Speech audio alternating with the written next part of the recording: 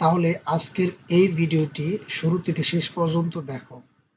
আমি চ্যালেঞ্জ দিচ্ছি, এই একটি ভিডিওর মাধ্যমে তোমাদের রাইট ফর্ম অফ ভার্ব নিয়ে আর কখনো চিন্তা করতে হবে না। যে কোনো রাইট ফর্ম অফ ভার্বের প্রশ্ন আসলে তোমরা অ্যান্সার করতে পারবে, সমাধান করতে পারবে। আমাদের দেশের অধিকাংশ শিক্ষকদের ক্ষেত্রে যে বিষয়টি করানো হয় বা অধিকাংশ ছাত্রছাত্রী যে বিষয়টি করে থাকে সেটি হচ্ছে বিভিন্ন বোর্ডের প্রশ্নগুলো সমাধান করে তারা পরীক্ষার সেন্টারে যায়।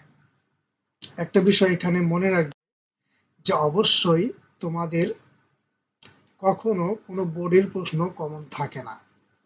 হঠাৎ হয়তো কোনো এক বোর্ডে তুমি কমন পেতে পারো, কিন্তু বেশিরভাগ ক্ষেত্রে যেটা হয় সেটা হচ্ছে তোমাদের আনকমন প্রশ্ন দেওয়া হয়। অর্থাৎ এমন কিছু প্যাসেজ তোমাদেরকে দেওয়া হয় যেই প্যাসেজগুলো তোমরা ইতিপূর্বে কখনো পড়ো নাই। সেই ক্ষেত্রে এই ধরনের প্যাসেজকে তোমাদেরকে সমাধান করতে হবে। তো আজকের আমি দেখাবো যে কিভাবে যে কোনো আনকমন প্যাসেজকেও তোমরা সমাধান করতে পারো। তো কথা না বাড়িয়ে আমরা শুরু করি। রাইট ফর্ম অফ ভার্ব সমাধান করার ক্ষেত্রে প্রথমে যে বিষয়টি তোমাদেরকে মনে রাখতে হবে সেটি হচ্ছে যে একটি বাক্যের মধ্য থেকে সাবজেক্ট এবং প্রেডিকেট বের করে নিতে হবে।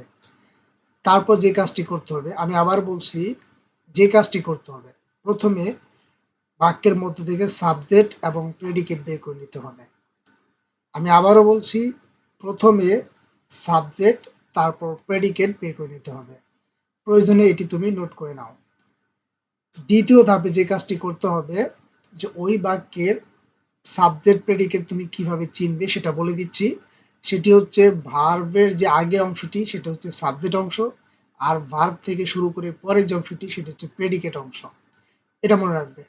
তারপরে দ্বিতীয় ধাপে যে কাজটি করতে হবে সেটি হচ্ছে যদি ওই প্যাসেজের প্রথম বাক্যটি প্রেজেন্ট টেন্সে হয় অর্থাৎ বর্তমান কালে হয় তাহলে ম্যাক্সিমাম ক্ষেত্রে পুরো প্যাসেজটি বর্তমান কাল দিয়ে শেষ হবে।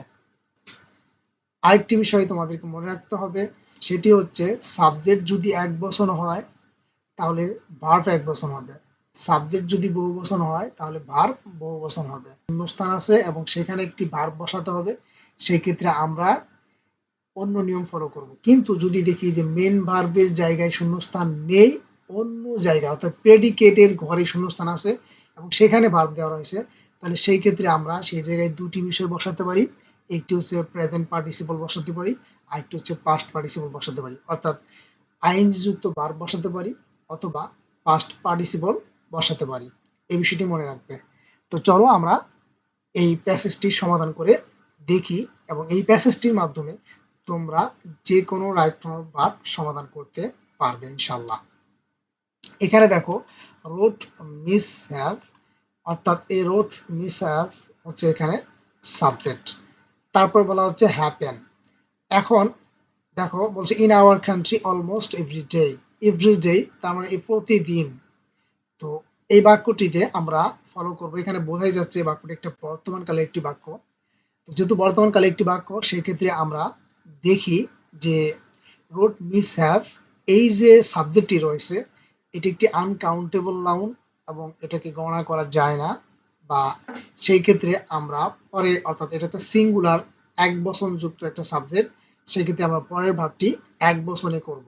তাহলে হ্যাপেন এটাকে আমরা এক বচন যদি করি তাহলে এই হ্যাপেন্স এর সাথে এর যুক্ত করতে হবে, তাহলে হ্যাপেন্স।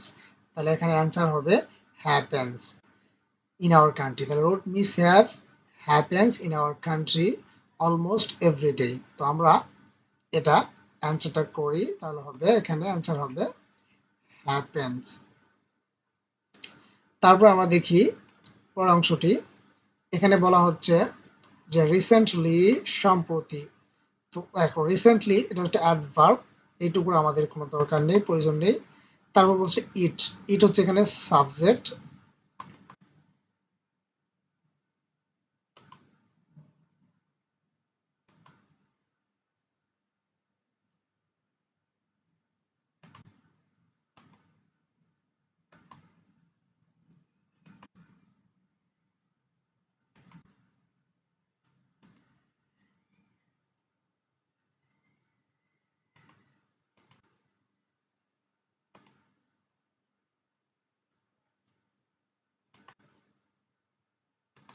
তো এখানে ইট হচ্ছে সাবজেক্ট আর রাইস রাইস হচ্ছে ভার্ব। এখানে বলছে রিসেন্টলি মানে সম্প্রতি। সম্প্রতি কোনো একটি বিষয় হয়েছে, ঘটেছে এরকম কথা বলা হয়। হয়েছে, করেছে, ঘটেছে এরকম করার কথার ক্ষেত্রে আমরা প্রেজেন্ট পারফেক্ট টেন্সে সেটিকে লিখবো। অর্থাৎ it has risen. It has রাইজের পাস্ট পার্টিসিপল হচ্ছে রাইজেন। তাহলে এখানে আনসার হবে it has risen to an alarming rate. এখানে দেখো যে এই যে এখানে রাইজ থেকে নিয়ে শুরু করে একদম বাক্যটি শেষ হয়েছে take a heavy toll of human lives. এখানে তার মানে এটা হচ্ছে প্রেডিকেট। তো এখানে আমরা দেখতে পাচ্ছি যে প্রেডিকেটের ঘরে শূন্যস্থান আছে। ঠিক, তো যেহেতু প্রেডিকেটের ঘরে শূন্যস্থান আছে সেক্ষেত্রে আমরা এই বিষয়টা মনে মাথায় রাখবো। যদি প্রেডিকেটের ঘরে শূন্যস্থান থাকে এবং সেখানে ভার্ব থাকে তাহলে সেই ভার্বটাকে আমরা আইএনজি যুক্ত করে দেবো। তাহলে হবে টেকিং। তাহলে এখানে আনসার হবে alarming rate taking a heavy toll of human lives. তা বলছে the members of a family remain remain anxious if someone এখানে সাবজেক্ট হচ্ছে ইফ সামওয়ান হচ্ছে সাবজেক্ট, ট্রাভেল হচ্ছে ভার্ব। তো সামওয়ান এটা হচ্ছে এক বচন। এখন এই যে এখানে একটা বিষয় মনে রাখবে, কিছু মানে প্রোনাউন রয়েছে যাদের শেষে ওয়ান অথবা থিঙ্ক আছে। যদি কোনো প্রোনাউনের শেষে ওয়ান অথবা থিঙ্ক থাকে তাহলে সেটা এক বচন, অথবা বডি থাকে one body think.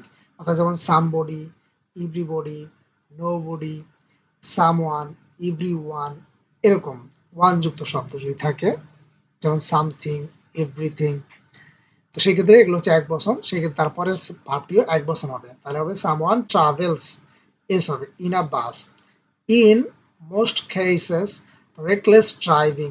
Reckless driving অর্থাৎ রেকলেস ড্রাইভিং এটা হচ্ছে একটা আনকাউন্টেবল নাউন এবং এটা হচ্ছে এক বচন। সেক্ষেত্রে এখানকার ভার্বটা হবে কজেস রোড অ্যাক্সিডেন্টস।